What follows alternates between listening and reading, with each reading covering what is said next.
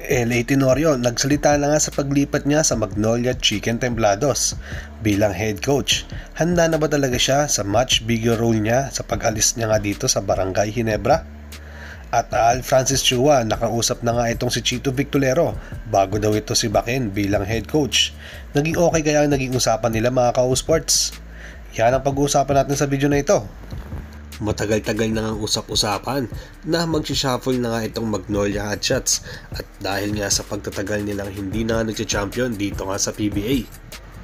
Last 2018 to 2019 pa nga kasi ang huling championship na nakuha nga nitong Magnolia at tinatawag na araw sila dito na Kangkong na which is dati ang tinatawag na Barangay Ginebra.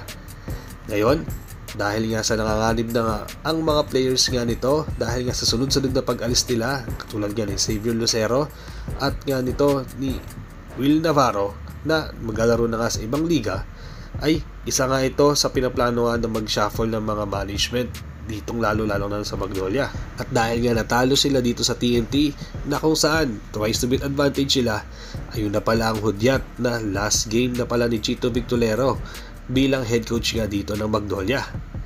Ngayon, nasa LA Tenorio na nga ang in-announce ni Al Francis Chua na magiging head coach ka ngayon ng Magnolia, ay nagiging malaking palaisipan nga ito sa mga tao na kung kakayanin na ba talaga nga ni LA na mag-coach nga, which is na dati youth nga lang ang kino-coach niya at first time na nga yung magiging coach. Pagkatapos ngayon, mapupunta naman siya sa bigger role na PBA naman. Kung maalala nyo mga ka-sports, nagkaroon pa nga ng magandang laro itong si LA Tenorio na bago nga siyang matapos dito nga sa Ginebra nung semifinals. Kaso kinapos lang talaga at hindi nga sila nakapasok sa finals.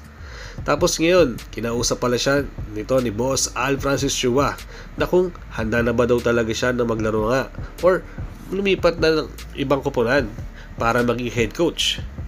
Sagot na naman daw ni LA dito ay kakayanin naman daw niya basta nandoon nga yung suporta ng management at ibibigay nga sa kanya yung mga assistant coaches na gusto niya. May konting demand itong sa LA pero for sure pagbibigyan naman daw yan ng management dahil ibibigay nga lahat dito kay LA para at least makuha niya nga yung chemistry na gusto niya mangyari lalong-lalo na sa mga coaching staff na gusto niya. Nung nag-uusap nga din daw itong si Al Francis Chua at LA Tenorio, napatanong nga ang karamihan na kung pwede daw ba ay maglalaro siya bilang playing coach nga dito sa Magnolia. Ang sagot naman daw dyan ni LA agad-agad ay ayaw niya dahil baka mabunga daw siya dito ng Ginebra fans. Doon pa din daw kasi yung puso niya dito sa Ginebra na kung saan sobrang tagal niya naglaro at napamahal siya ng gusto dito dahil nakilala nga siya at ilang championship nga din na nakuha niya. Nagiging leader nga rin daw siya dito ng Ginebra. Pagkatapos sa ilang iglap nga lang pupunta nga daw siya sa rival team nila which is Magnolia Hotshots. Kaya sa mga nagtatanong nga daw ay baka napakalabang maglaro nga raw dito ni LA Tenorio bilang player nga or playing coach dito sa Magnolia. Dahil tulad ng sabi ko kanina, baka mabash nga raw siya ng mga tao.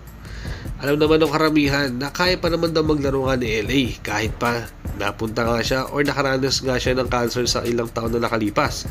Pero sa napatunayan niya nung last game nga niya dito sa PBA ay meron pa nga siya na maibubuga. Kumbaga nandoon nga yung playing coach kapag nasa loob nga siya ng court. Sa malamang magiging kaabang-abang nga ang magiging role dito ni LA Tenorio sa Magnolia, lalong-lalo na sa first game being head coach niya.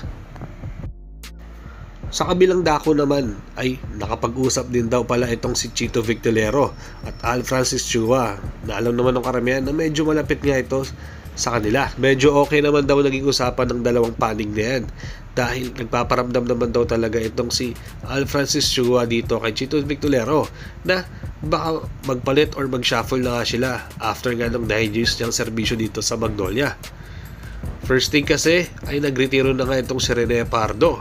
So ayun na pala talaga yung chance or yung hudyat na magpapalit na sila or mag-shuffle na sila. Kaya naman napakit nga talaga itong si Jason Webb na from assistant coach to team governor.